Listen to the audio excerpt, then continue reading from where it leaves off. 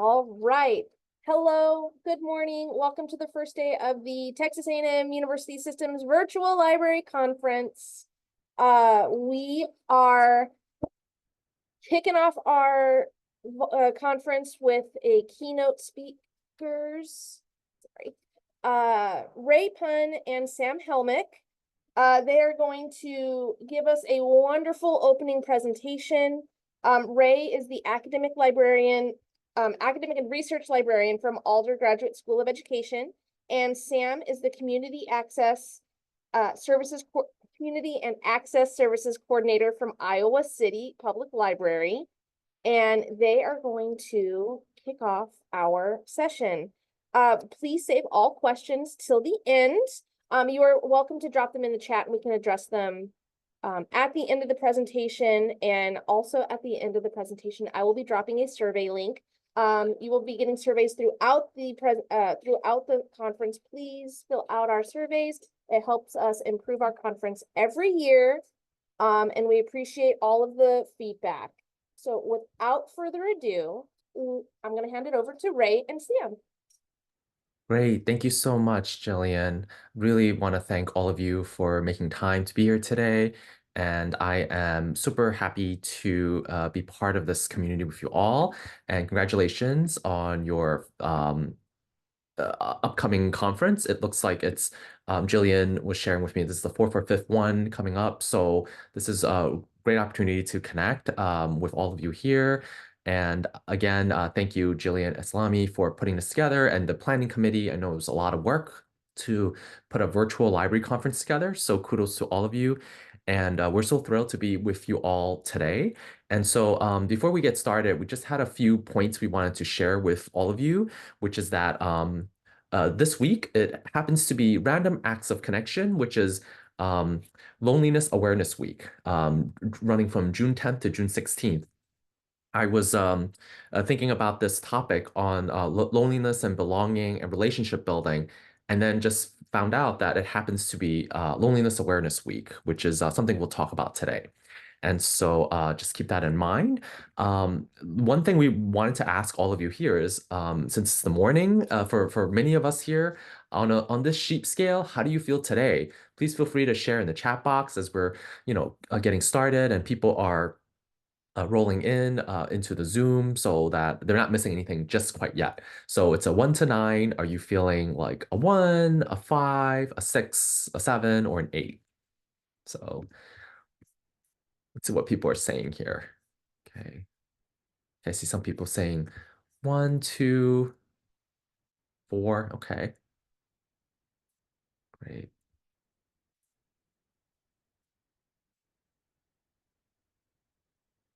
I'm kind of like a 1 and a 2 right now. And I just wanted to also ask Sam, how are you feeling today? I am a solid 9, my friend. I am ready to skip into this. That's great. Yeah. Thanks everyone for sharing this. So keep your feelings however it is. Hopefully if you're feeling a bit down, that today you'll feel hopefully better. And we'll get started. So here's just a little bit about who we are. So I just want to share that my name is Ray Pun, and I am the academic and research librarian, as Jillian mentioned, at the Alder Graduate School of Education, which is a teacher's residency program, a school of education, where I teach teachers, teacher educators, essentially an education librarian, but in a solo position where I work closely with our 450 graduate students becoming teachers in the state of California. And we work with them to ensure that they get the residency wherever they are placed, whether that's a public, a unified, or private school, and get the experience that they need while getting a master's degree in education, as well as credentialing to teach multiple and single subjects. And so my work is really connecting with resources, teaching, and everything from acquisitions to scholarly communication. And I'll pass it over to Sam for their bio. So I'm Sam Helmick, and I'm the Community and Access Services Coordinator at the Iowa City Public Library, which means I have the privilege of resourcing, advocating, and supporting 3 separate teams. Those who create experience through outreach and bookmobile services, those who circulate and create library accounts, and then those who tell our story through marketing and public relations. I rest on the laurels of a lot of great staff that help build purpose and meaning in our community. Great, thank you, Sam. So our presentation title is called Building Relationships with Our Communities to Foster Belonging and Counter Loneliness, Lessons and Experiences from Library Leaders, which is all of us here in this community. And so I think there's a lot to be shared. And so if something resonates with you, please feel free to put in the chat box, or if you have questions or comments, it's always great to reflect, and then we're happy to look into that at the end. And I thought it would be such a great perspective to hear from both of us, which we bring two different journeys. And so we have two different experiences that might inspire people to think about what it means to foster those connections and relationships. And so we're going to just briefly go over these journeys in between, and then we'll do some questions and discussions. But first, I thought it'd be really important for us to do some framing, which is that this came from last year from the US Surgeon General, Dr. Vivek Murthy, who called the attention of a public health crisis of loneliness, isolation, and a lack of connection in the United States. And even before the pandemic, right, there's a lot of reports from adults, even young adults, experiencing high levels of loneliness, which can have really deep health implications. Disconnection fundamentally affects our mental, physical, societal, and emotional well-being and health. And as a result, it makes people very isolated, potentially ostracized, and as I mentioned, just this level of loneliness that seems to be occurring rapidly. And it is a public health crisis that we're in right now. And so for us to really think about this issue, it's important to think about some framework that helps us understand our role as library workers, as community connectors, people who work in these important resource centers, right, which is what libraries are, to help us understand where we need to engage and navigate our resources effectively. So if we look at Maslow's hierarchy of needs, so Maslow was a psychologist who had written this really important article summarizing human needs, right, sort of like the foundation, which is physiological, and then safety, love and belonging, esteem, and self-actualization. Now, if you look at it, and it breaks it down further in this chart, that one of the key areas is really the love and belonging, right? How to have that friendship, that community, as well as safety, right? How do you have that psychological safety? And so we thought, what a great way to think about the work that libraries do to create that sense of belonging, to create that sense of safety for our community members, where they may not have a place to go, or they need to look up resources that they know libraries are trusted institutions to provide such information and resources. So let's look at what libraries are doing on this topic, right? This is just pretty general, like these are things we all probably know, but it's helpful to just reframe and remind the work we do, which is bringing people together through programming, community outreach, a lot of good work that Sam's doing with bookmobiles, really sharing those resources and fostering the dialogue with community members to promote growth opportunities, whether that's learning, social emotional learning, all types of opportunities there. And then partnering with groups to host community programs and so much more.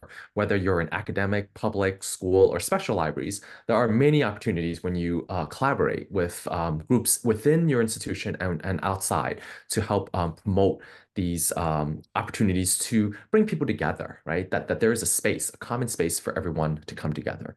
Now, I just wanted to pause here to see if Sam, if there's anything you want to add on this topic before I move on. Definitely. Thank you, Ray. I think about it as humanizing knowledge.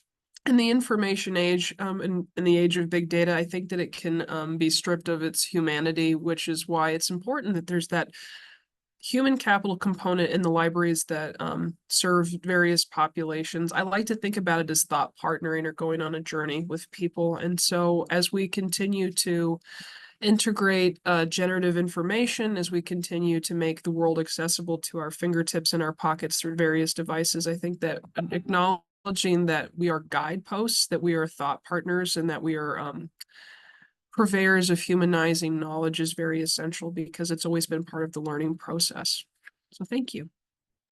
Right. Thank you for sharing that. And that also leads us to some examples here. Like we may have seen and heard on social media or in your local library, you may have seen some people creating a human library, creating where you can quote unquote borrow a person like a book and then just have that conversation, right, about their experiences, their journeys, and then having those real conversations where you get to really understand and bridge those experiences. And we're going to share the slide deck so you can click on the links if you want to find out more.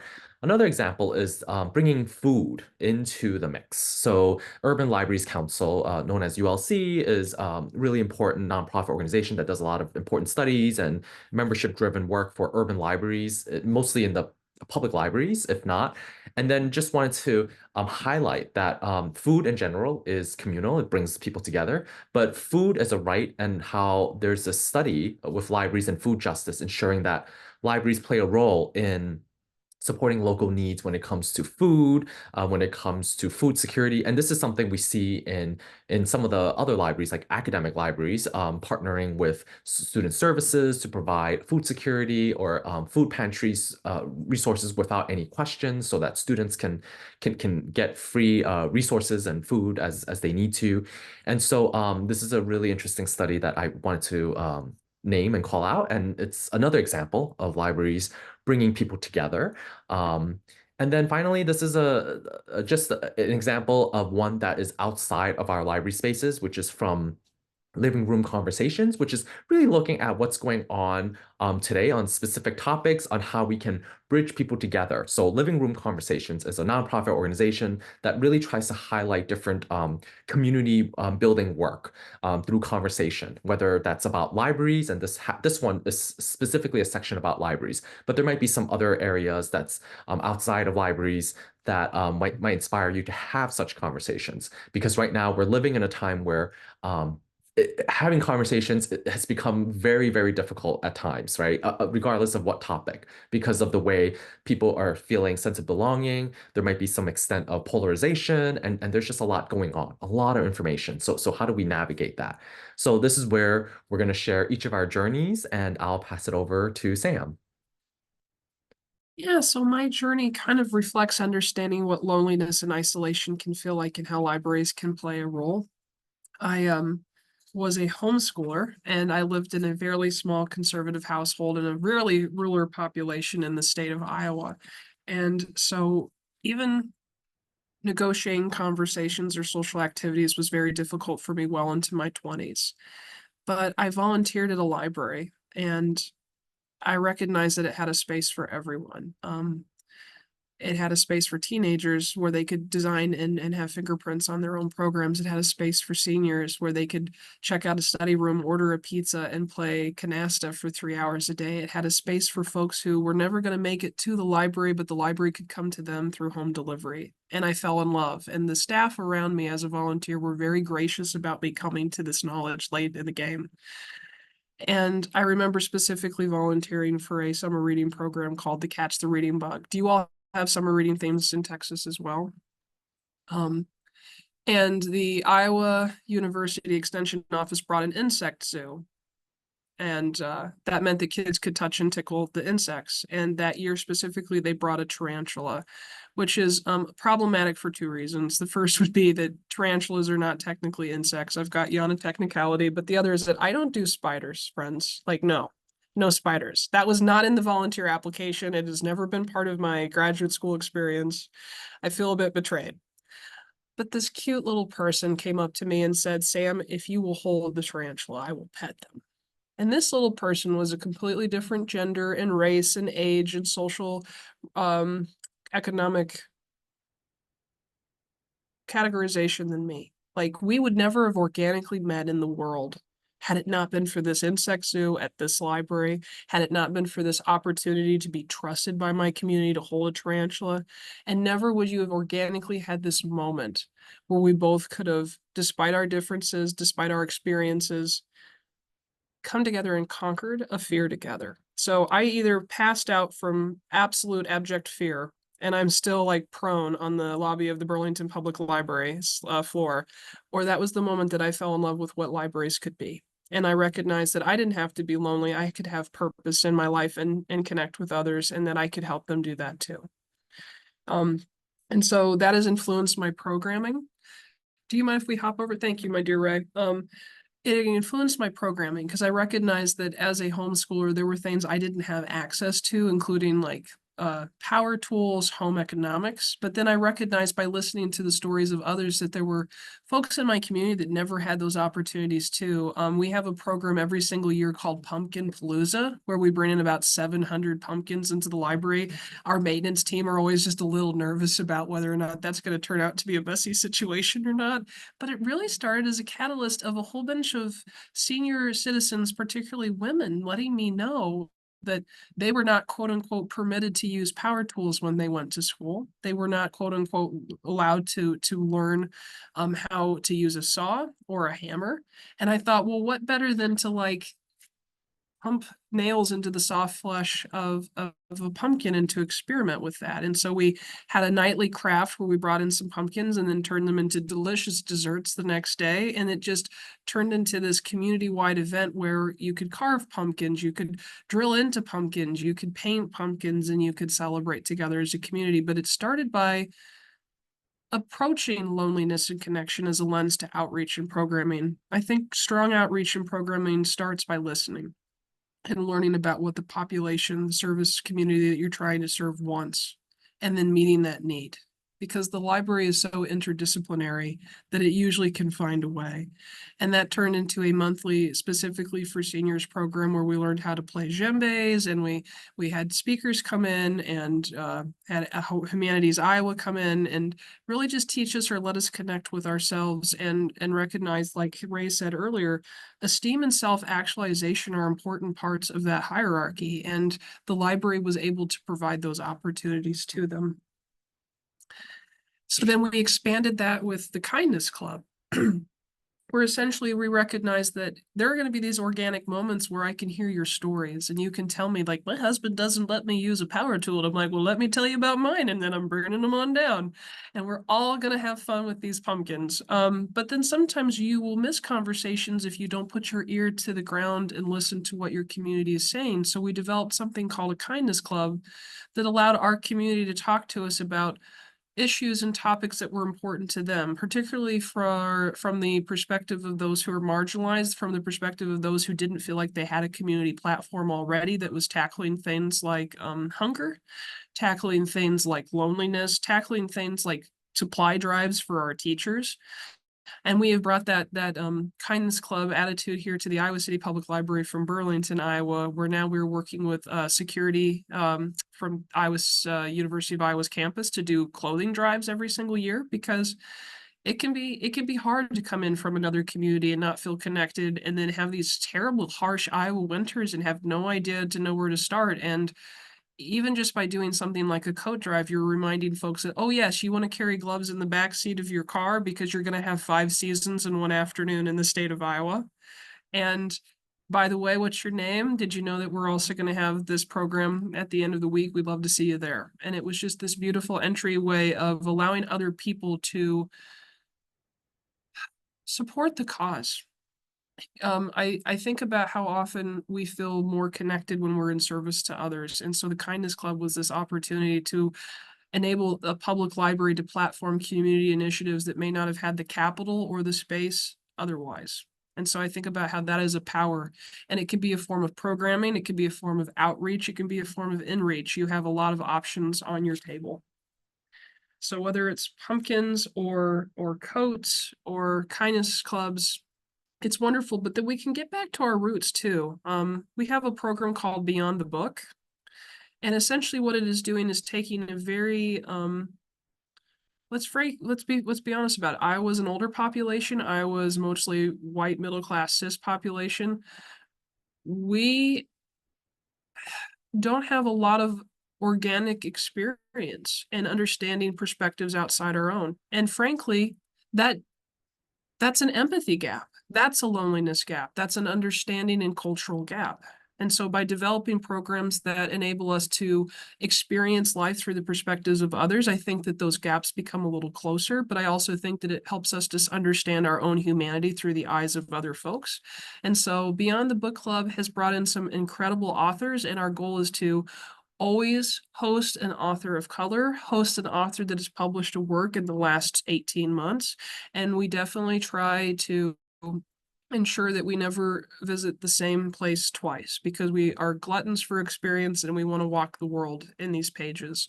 And what I've really loved about it is that we've had some difficult community conversations about equity, about access, about class, that I never anticipated that we could have, because we were doing it through the safety of a third person narrative. We were seeing it through the eyes of somebody outside of our own perspective and paying the cheaper tuition of letting them experience it for us, which is why books and stories are so powerful.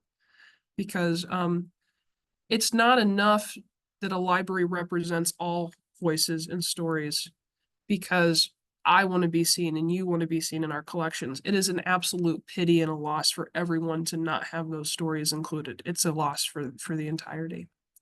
So that has been an absolute joy. But we've been pulling some people in, some specific populations. In Burlington, Iowa, we have a couple of care facilities for folks with developmental difficulties and ranges that are living with advocates. And so in the next slide, you'll see that we bring in that group specifically for their own programming for an all abilities access program. And we learn everything from wood making and carving crafts to baking cakes. Right here, my friend Carrie is standing in the middle, and we've got, I think, about 37 people baking pies. So we had the upstairs and the downstairs oven in the Burlington Public Library firing all day. And I've never been hungry at work, friends. Like, that smelled like apple and pumpkin pie for days after that event. And it was absolutely wonderful. And it was an opportunity for folks who do not get to experience culinary skills development, or folks who don't get an opportunity to leave the facility often to have learning experiences, to come with us and build a routine and regular schedule at the library. And then to integrate that with other programs that we had, because while specifically for seniors is great, and all access and all abilities access programs are great, the intersectionality of those, when you blend them together, is when you really see the loneliness evaporate and the community grow. On the right-hand side, you'll see me smiling through a terrible loss of Wii Bowling. These senior citizens absolutely mopped the floor with me, but I am happy to say that the next week, the local PD and I competed, and the library really shined through. So this was a way to connect with different city departments. It was a way to connect with those who can't come to us. And it was a way for me to have my ego publicly just kind of maybe right-sized.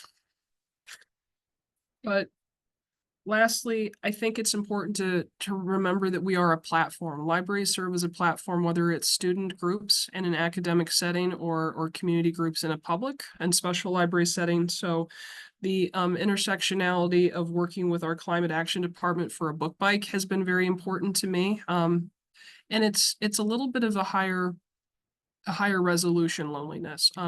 We are a levy-funded library, and so I recognize what it's like to be a levy-funded department for the city of Iowa City. And so reaching out to my friend Sarah and asking how can we support each other and uplift each other and communicate through a book bike, as you'll see in the next slide, was a very important project to me, because it enabled folks who are definitely wanting to have a conversation about climate action and finding it kind of difficult to do in an agricultural setting, a space where maybe we can play together, we can learn together, and we can explore. But it's also important to think about your partners probably feel lonely too, as an institution that is probably constantly called upon to partner and to resource and to platform. I think it's filling your own cup, but then also recognizing that your partners are probably going through that too. So if you're partnering with other academic departments, if you're partnering with other municipality bodies, just checking in with each other and starting with your shared humanity and goals is probably important. And then platforming community initiatives like Pride is important, because we don't necessarily have to facilitate and organize our shared connections. We just need to be present and hold space. And then lastly, on this slide, when the pandemic closure happened for us in Iowa, I don't know, does everybody remember John Krasinski's Some Good News? Yeah, so we kind of borrowed that, as we say in the business, and we started a web series called Some Good Library News. And essentially what we did was we asked staff pets to give the weather. So that was a lot of fun for us. And then we asked city leaders to kind of fill us in on what was happening and what was good in our community during a very devastating and uncertain time. And I'm very pleased to say that that has continued. Our Kindness Club came out of that initiative because I think essentially what we were able to do as libraries is frame the conversation around what is positive, what is growing, what can we contribute to. So when we think about loneliness or intellectual freedom or access or artificial intelligence or any of the many and many important topics that you and I are all called to cover, I think that we sometimes can harness our power by remembering that we get to have a say about where these things go. Lastly, just community initiatives when it comes to intellectual freedom, when it comes to access, when it comes to equity for all. I don't have to tell you, Texas, you know what's going on in Iowa. It's a lot similar to what's going on with you. So I think it's just reminding yourself that it's okay to pour yourself into initiatives that matter to you as well. I know we have to wear our professional hat when we walk into those spaces and that we serve outwardly, not internally. But it's been a wonderful opportunity lately to platform groups who are feeling alone and recognizing that while this is a difficult time for libraries, this is a moment where we can shine and remind everyone that you are not alone because your library is here. And then it's important not only to do this with your partners, but also internally. In the Iowa City Public Library, we have 2 whiteboards. In fact, there are 2 in my office. I'm just kind of this like whiteboard mad person. And what I ask my staff to do is tell me what their wins are. I don't really need them to be work ones. In fact, I'd prefer that they just tell me that they got the part in the play, that they were able to change a spark plug by themselves. Somebody just bragged about that this morning on the whiteboard. Because it's important, no matter what size the win, it is important. And I think that we sometimes are so high achieving as a profession, we have so much to do that we don't allow ourselves to celebrate ourselves. But then it's also lonely because what if there's nobody else in the world to celebrate you? Wouldn't it be nice if a coworker could just walk over and +1 and recognize that you got the part in the play, recognize that you submitted the paper and it was approved? It feels good to be seen and to be acknowledged and to be loved. And by doing that work internally, I think you're going to see that it manifests into your programs. So my team, we always say to each other, teamwork makes the dream work. We recognize that we get there together. It's always us and we language. And even during my annual reviews, I'm really just checking in on your goals. Like, hey, how's that 5K going? Hey, did you ever get the souffle recipe right? Because I never have. And it's just wonderful to check in on our shared humanity. And then lastly, I think it's important to start with love and start with connection. I've been really excited to see things like the National Library of Medicine Network focus on self-care and connection. Because if we don't have grace for ourselves and aren't connected with ourselves, it's going to be increasingly difficult to connect with others. The American Library Association now has created community of care too during their conference experiences. And I don't know about y'all, but when I go to a national conference, it can feel a little isolating, like you're floating out there with thousands of others. And to be able to find a place of quiet connection and reflection has been pretty paramount to my success, and I hope to the success of others.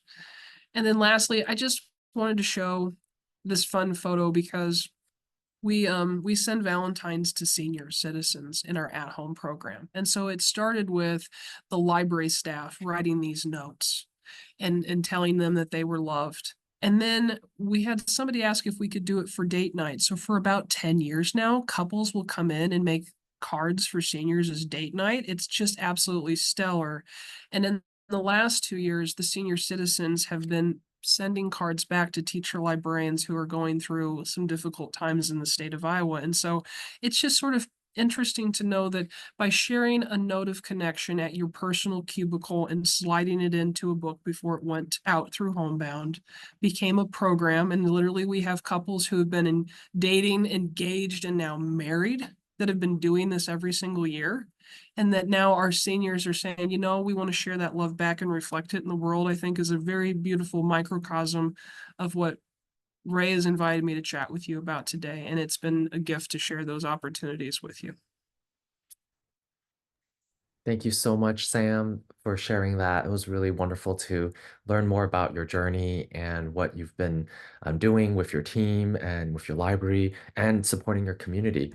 So I will briefly just highlight some of the things I've been doing throughout the 10 plus years in libraries, building community and engaging with others in different ways. This is where I first worked at the New York Public Library in New York on 42nd Street and Fifth Avenue. And one of the things before had transitioned to an academic library was thinking about having conversations when it came to book discussions. And that's generally something we do a lot, right? We do book clubs, reading clubs, and so forth.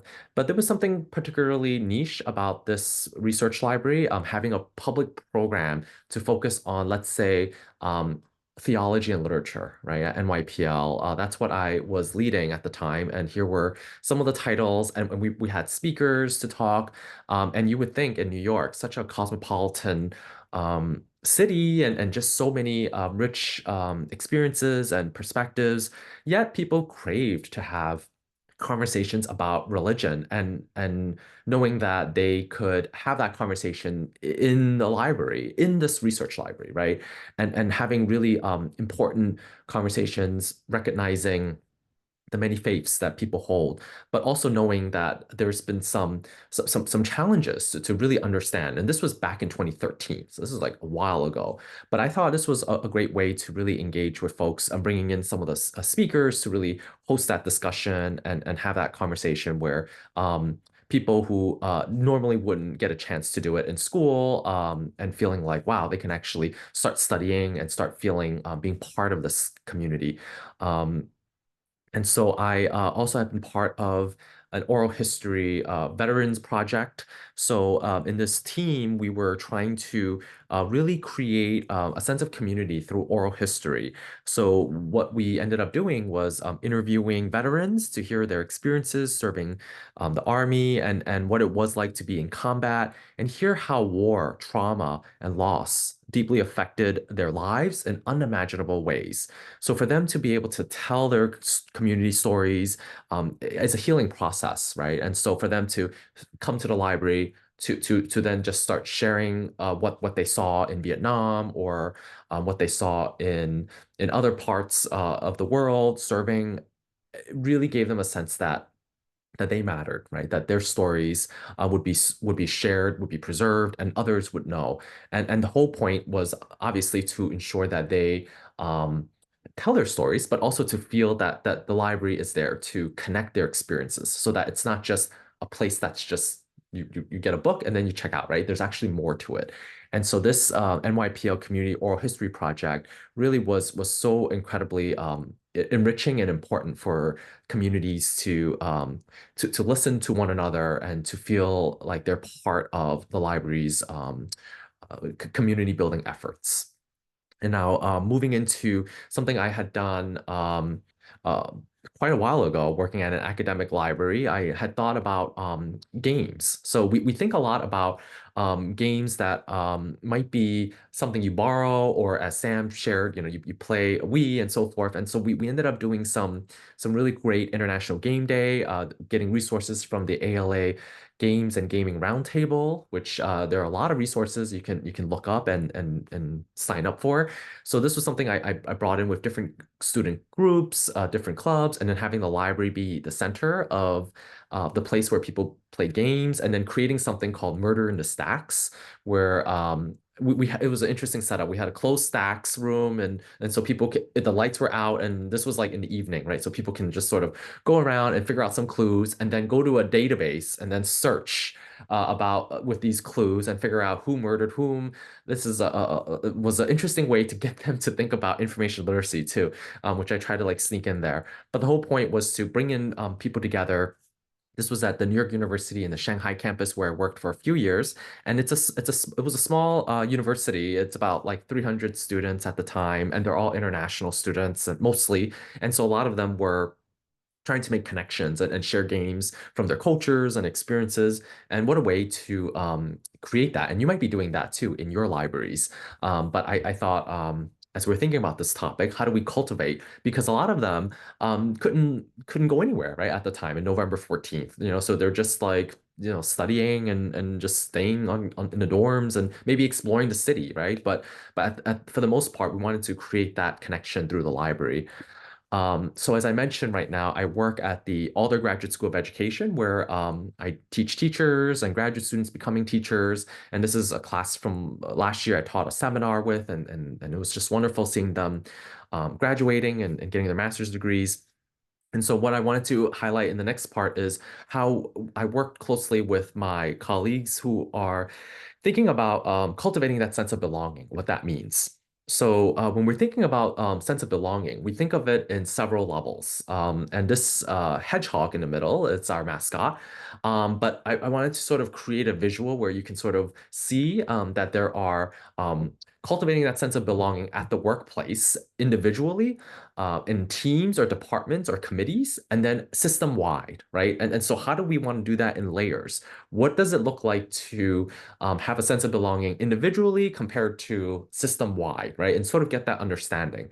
So what we ended up doing was having a couple of online calls, which is what we normally do as a team of about 50 plus folks. We asked a couple of questions. We did a poll. We asked them, tell us about a time when you felt you truly belonged to an institution, company, or group.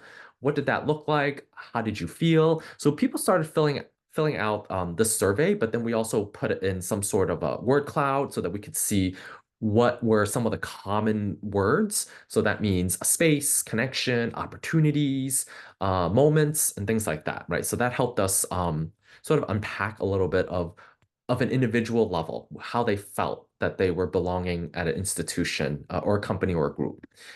And then we wanted to ask another question, which were some offerings or suggestions that people might have of about the how should we be supporting and growing in this work for belonging at Alder? And a lot of people put in community sense, learning group feeling.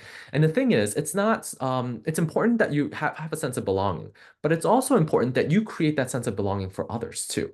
Like you have a responsibility for that, right? It's not just, oh, I need to have that sense of belonging. It's just me, right? Sort of centering on that, which might be skewed at times like that, but it needs to be a community effort that we all create that sense of belonging for each other. And so what does that look like at Alder, right? This sort of sense of belonging. What gives us that sense of belonging at work? So we end up, really thinking about where you feel, where we offer aspects of belonging at Alder, where are the areas of belonging that we should grow in. And so we ended up coming up with a working definition of what belonging means. And this is a working definition, which is that all of us are committed to building and supporting our communities at all levels, individually, departments, and system-wide, by creating opportunities for people to share their thoughts openly and to feel heard in a shared safe space.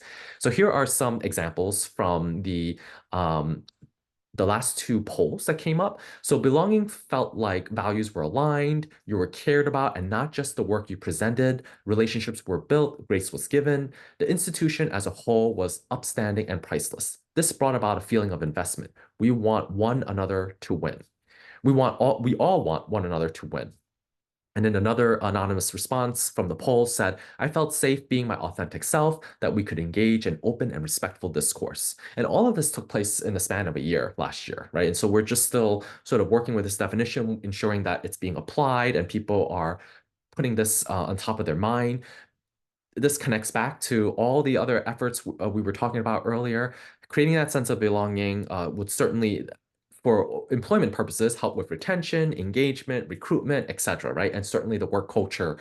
But for most importantly, for the individuals, they really develop that sense of purpose, meaning, well-being, and so that's what we want to cultivate, right? Which is really, really difficult. It's not easy, for sure, to even if you're working at a huge system, right? To even do a poll and to get all sorts of responses. So for our context, we're a lot smaller, and we were nimble to sort of move in this direction.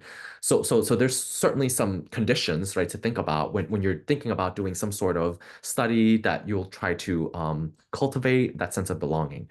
Now, what are some of the activities that we end up sort of fostering that sense of belonging. That includes we do book club readings. I was part of this book club committee, and these are just some examples of the past few years where we discussed different topics that relates to education, that relates to what we do, and it's just and that includes podcasts too. So sometimes we might just switch. And so this helps us sort of come in grips. Some of these books, certainly very differing opinions. And so it was really interesting to give space when we meet quarterly on Zoom in our groups to have these discussions. And then I was sort of part of the teams to help select and have conversations and moderate these discussions in our groups. So this is just like one example to think about book discussions and books that might not be something that people would just gravitate towards, right? And we just wanted to highlight whether that's different perspectives or ideas and so forth. And then finally, we also have affinity groups. We do a lot of connections with our students, with our colleagues through shared identities and backgrounds, whether that's sharing food and stories, and whether that's really connecting with what folks might be grappling with. So we, for example, we have a parenting group, right? I'm part of the Asian American Pacific Islander affinity group. So then we really have these important conversations with only the staff and faculty. And so it helps us create that sense of belonging in another way, and continue fostering what we're committed to do, which is that we want folks to know that we honor who they are as a whole person. We honor their experiences and identities. And also, we want them to feel like there's a sense of belonging for them and for everyone, and that everyone has a responsibility to take the time to build trust and relationships. And so I kind of want to end with this last quote here, which is just something I've been thinking about when it comes to the work we're doing in cultivating a sense of belonging, which is really, in essence, creating those connections and relationships, right? And as Sam pointed out, with many of the great examples and some of the ones I've shared as well, it comes with trust. And when it comes with trust, it comes with responsibility, meaning that we in libraries continue needing to make those connections and relationships, because there's so much trust and investment and opportunities that libraries continue to bring. And so hopefully this presentation from both of us gave you some perspective, gave you some ideas, gave you some hope about what we're all trying to do here, which is really building those relationships, building those trust, and engaging with our communities responsibly and in a way that is so full of wholesomeness and purpose that reminds us that despite all the challenges we're seeing right now and all the complexities of the work we're doing, like Sam pointed out, so many things constantly coming into the forefront of our work, that we continue centering on the relationships, because that's what we do best. So, so thank you again so much for listening and for sharing your comments and thoughts in the chat box. Happy to take any questions or comments, and yeah, we'll. I don't know if Sam, if you have any last words too here. Oh, just it's a beautiful moment right now, right? That we're building community together. So I really appreciate the comments and the thoughts. And I know that Ray and I leave ourselves open to building that afterwards. So I hope that if that's an opportunity, we'll just continue to lead into it. Thank you again, Jillian, for inviting us to be here, because now I have all of these new friends in my community. Thank you. Thank you both so much. Are there any questions for Ray or Sam on their presentation?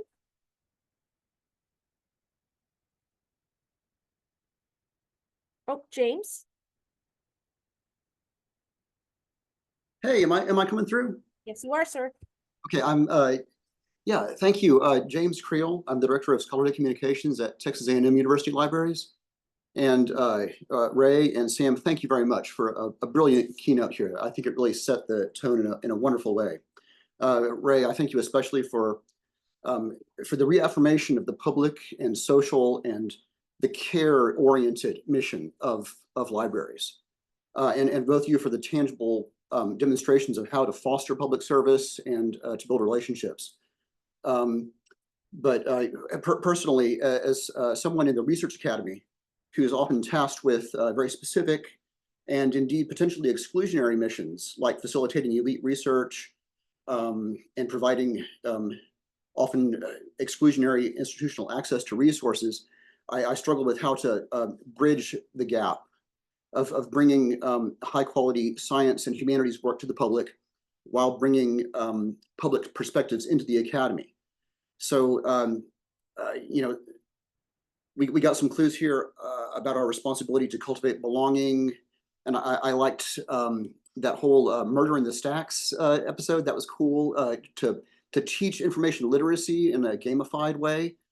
But I'm personally struggling with ways to bring open knowledge and the wisdom of care and relationships back into the public sphere, and maybe even to influence the media narrative, especially in America or Texas or an Iowan context. So I would welcome any further insights kind of from my unique perspective. Yeah, thank you, James. Maybe I'll start off first, and then I'll pass it over to Sam. I think it's great to have this kind of issue, because that means that you are intentionally trying to address something that requires a lot of collaboration, in a sense. Like you alone certainly should not carry that burden necessarily. It's sort of like working in community with others. So it makes me think about a time where I worked closely as an academic librarian at the time, working closely with the public libraries. So what does that mean? That means that we were able to facilitate guest speakers speaking in public libraries, that I had like department connections, trying to create like a scholar series, right, that would engage with the general public, that the public library would host. So this could be as something that you might have connections to, not necessarily using the academic library's resources, because of course there's license agreement, et cetera, but rather what connections that we have already in the institutions that we can bring towards the public. And I immediately think about public academic library collaboration. And so we had done a series of experts giving presentations. This also means that they were also to get credit because that's community service for their tenure files, et cetera. But they were able to really showcase their expertise. And this kind of partnership grew into some other opportunity where I was able to recruit student ambassadors by getting a community grant, where they went out to the public libraries to teach technology workshops in the public libraries, because the public libraries couldn't afford more technology trainers for the community. So we were able to sort of partner in that sense. Of course, these are like soft grants and these are temporary, but the sense of that is partnering with groups outside could certainly give you some insights to what other potential opportunities there are. Sam, I don't know if you have any thoughts on that. I echo your sentiments about connecting with the public facing, like the library, in your community. But I also feel like it is like you're being asked to do two things at the same time, right? Essentially an academic and research library, and but then also essentially an outreach and PR one. And so I think it's finding your stakeholders in the community and applying that beautiful lens that you are about how do we make this publicly accessible? How do we allow the public to have their imprints and impressions and thoughts on the work that we do? Is one to hold with those stakeholders as you think about your institution's marketing and promotional work, and how the library's story is shed, where's that paragraph every single time? I feel like that's incredibly essential. And then recognizing that the library is a really wonderful place to be hosting important community conversations, whether they're directly related to the university or the institution or not.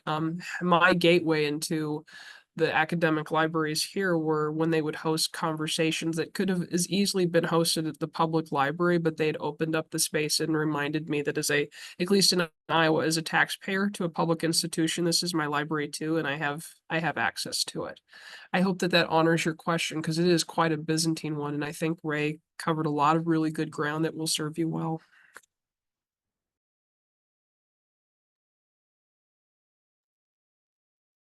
Yes, that's thought-provoking, so I thank you. Thank you. I have a question. You both shared a lot of programs that I am assuming were successful because you were sharing them and they seem to be ongoing. Are there any programs that maybe you haven't had the opportunity to implement, either because of like pandemic stuff, or they've just been ideas floating around, or something you've tried in the past that didn't quite work. I'm always interested in hearing what people have tried to do or want to do but haven't done yet, because sometimes it's just a matter of timing, right? So I was just curious if you have any of those. Do you want me to start this time? So virtual was so wonderful for us in the public library setting until it wasn't. And that's difficult because trying to manage those that you don't want to leave behind as you kind of transition back into that in person, recognizing that most of us have skill sets that are kind of dedicated and focused on in person, meant trying to figure out some sort of compromise or half measure. And I thought it was going to be hybrid. I thought it meant that I was going to rock a program in person and then have some sort of hybrid mentality. And then I recognized that I wasn't doing what I said I want to do, which is good outreach and good programming. I wasn't listening and actually asking my audience what they wanted. And so I ended up having to give them back to like different respective places, like, well, this isn't going to work for you at the library now that the world is open back up, but here's the senior center, or oh, here's the aquatics and instructor for the Parks and Recs department. And while we may have served you in a virtual space, that doesn't mean that we will always serve you all the time. And I think that that's something actually to recognize as practitioners, friends, that our students will need us when they need us. Our colleagues will need us when they need us. Our communities will need us when they need us. And that doesn't mean we retain them for every single step in the journey. It just means that we support them and help them to feel a sense of community and connect them where they need to be fulfilled best. And so that was, it's Stephen saying it out loud. It's wrapped up a little bit in ego because I wanted to keep them, but they were better served in another way. And they'll come back when they're ready, when they need us. Yeah, I think for me, it is thinking about numbers. We're often thinking about how many people are coming into programs. The bigger they are, the more successful, right? Because that's just the way we tend to be framing assessment. But actually, so when I repeated the gaming night, like after that, closer towards like finals week, so the one you saw earlier was like November 14th. That was like connecting to International Games Day and all that other important fun stuff during that time. And then we tried to do one in the spring, and it was like so the fall we had like hundreds of people. In the spring we had like maybe less than 20, and it don't know what happened. Something in terms of timing and actually I thought initially it was something that, oh, maybe we should have done something differently, but it happened to be a different time of the year. But it turns out, even if it's like 20 people, you're still making that impact of people who still wanted to be part of something, right? Still wanted to see what they can get out of this experience by coming to the library. It didn't have to be this whole robust, like hundreds of people like we did every time. And I think that's okay, right? And initially I've always framed it, oh, what a unsuccessful moment that was. But actually, was it unsuccessful? I mean, 20 people, that out of 300, that's still over like 10% of the class. As opposed to like 30 50% or whatever. So I think it's about really the framing of it. And so I've learned over time that one person, even if it's affected, like it makes a huge difference, right? And so I think uh yeah, I don't think that answers that question specifically, but it addresses something that I've been sort of grappling with over time. Yeah. No, that's fantastic. Thank you. I think very important things to think about, because it's not about numbers always. I think we do rely a lot on the numbers because, they're necessary, but that impact, that aspect of just because it's 20 people, it's 20 people you had an opportunity to make real connections with. And sometimes that gets lost when your when your program is 200 people, 2,000 people. We see here at A&M College Station, some of our programs are massive. And it's a matter of like, but did we have the impact that we wanted? Like, we like to think that we do, just because the numbers are really big. So it's always like that kind of back and forth as well, right? Like, it's not all about the numbers, even though the numbers are very important.